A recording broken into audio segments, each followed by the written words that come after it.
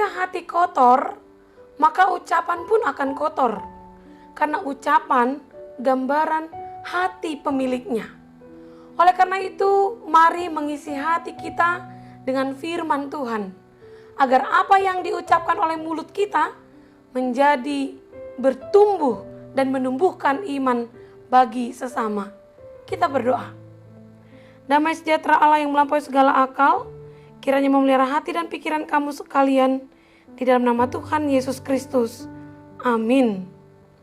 Jemaat Tuhan, renungan harian HKBP Resort Sutoyo, Senin 10 Juli 2023, tertulis di Roma 10 ayat 9. Demikian dikatakan, sebab jika kamu mengaku dengan mulutmu bahwa Yesus adalah Tuhan dan percaya dalam hatimu bahwa Allah telah membangkitkan dia dari antara orang mati, maka kamu akan diselamatkan.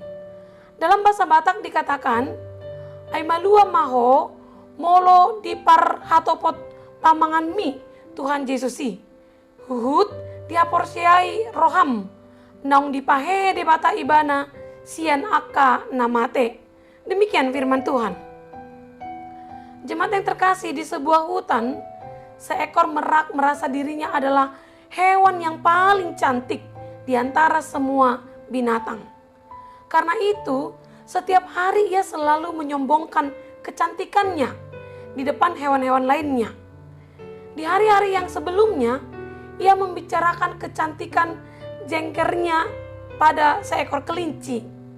Dan hari berikutnya, ia tak berhenti menceritakan betapa indahnya bulu ekornya. Dan itu diulang-ulang kepada hewan lainnya. Sebenarnya teman-temannya sudah bosan mendengar perkataan sombong si merak itu. Jadi sebisa mungkin mereka menghindarinya. Lama-kelamaan merak tak lagi pernah bertemu teman-temannya. Karena semua orang menghindar bertemu dengannya. Akhirnya merak sadar bahwa kebanggaan atas diri sendiri yang selalu dia bicarakan membuat teman-temannya tidak nyaman. Sejak itu, ia berusaha mengendalikan lidah dan ucapannya agar tak selalu menyombongkan dirinya lagi. Saudara yang terkasih, demikianlah lidah dan ucapan kita bisa berdampak besar untuk orang lain dan juga diri kita sendiri. Meski ukurannya kecil, mengendalikan lidah sangatlah sulit.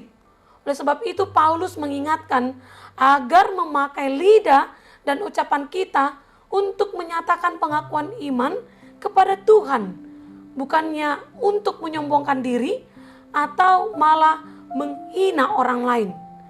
Sebagai orang yang beriman, perkataan dan perbuatan pun harus selaras dalam kebenaran firman-Nya. Melalui renungan kita hari ini, Rasul Paulus menjelaskan bahwa jarak kebenaran dan manusia hanya sejauh mulut dan hati yang harus melakukan 3 hal, yaitu yang pertama, mengaku dengan mulut bahwa Yesus adalah Tuhan.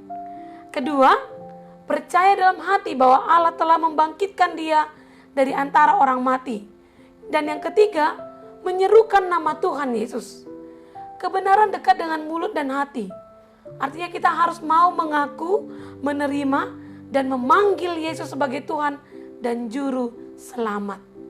Paulus sangat memahami masih ada orang yang belum mengaku, menerima, dan memanggil Yesus sebagai Tuhan.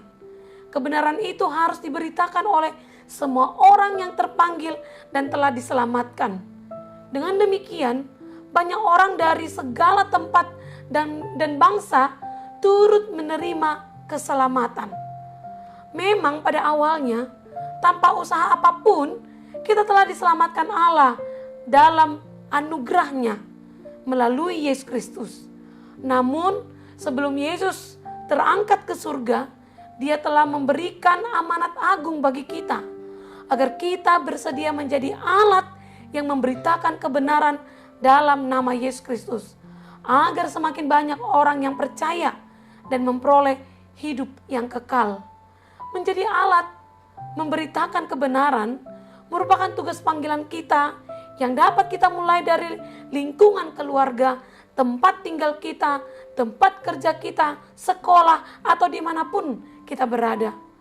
Hidup kita sekarang ini bukan sekedar hanya untuk menjadi pengejar kenikmatan duniawi, tetapi menjadi kesempatan untuk menjadi berkat bagi sesama, dengan menjalani hidup seturut kehendaknya, dengan mengikut jalan kebenaran dan jalan kehidupan yang sudah Dia anugerahkan kepada kita, termaksud menyaksikan iman kita dengan sepenuh hati, baik melalui mulut perbuatan kita.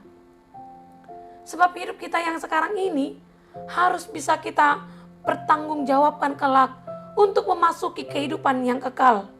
Maka ketaatan dan kesetiaan memberitakan firman-Nya yang dikehendaki dari kita sampai pada akhirnya, supaya kita berkenan di mata Allah, sehingga kita pun beroleh dan menikmati kebahagiaan surgawi.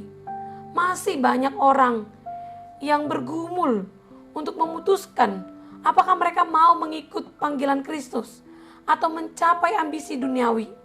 Mungkin juga kita mengenal orang-orang yang dengan sengaja selama bertahun-tahun menolak panggilan Kristus untuk menerima keselamatan. Dan ada lagi orang yang sengaja meninggalkan imannya karena memilih kebebasan dunia. Selain itu ada orang yang ingin mengikut Kristus tetapi tidak mau meninggalkan kenyamanan hidupnya yang lama. Nah, untuk itulah kita dipanggil menjadi hamba Tuhan, menyerukan kebenaran, bersaksi dengan hati dan mulut dan perbuatan kita. Percayalah, hal kecil yang kita perbuat bagi sesama kita bisa dijadikan Tuhan sebagai awal baru bagi orang lain. Jikapun apa yang kita perbuat seakan-akan tidak berbuah, jangan menyerah. Biarkan Tuhan selalu menopang, sebab tidak ada perbuatan yang baik dan benar yang berujung pada kesia-siaan. Amin. Kita berdoa. Terima kasih Tuhan untuk firman yang telah kami dengar hari ini. Sanggupkan kami Tuhan untuk menghidupi firman-Mu. Jadikan kami sebagai hamba yang menyaksikan kebenaran firman-Mu dengan sepenuh hati melalui mulut dan tindakan kami. Pakailah hidup kami menjadi mimbar firman-Mu dalam kehidupan di keluarga, di pekerjaan, di sekolah, dan semua lingkungan tempat kami berada. Agar melalui kesaksian iman kami semakin banyak yang percaya dan memperoleh kehidupan yang kekal. Terima kasih Tuhan. Amin. Jemaat Tuhan, selamat menyaksikan kemuliaan Allah melalui pelayanan dan aktivitas Anda hari ini. Salam sehat, Tuhan memberkati.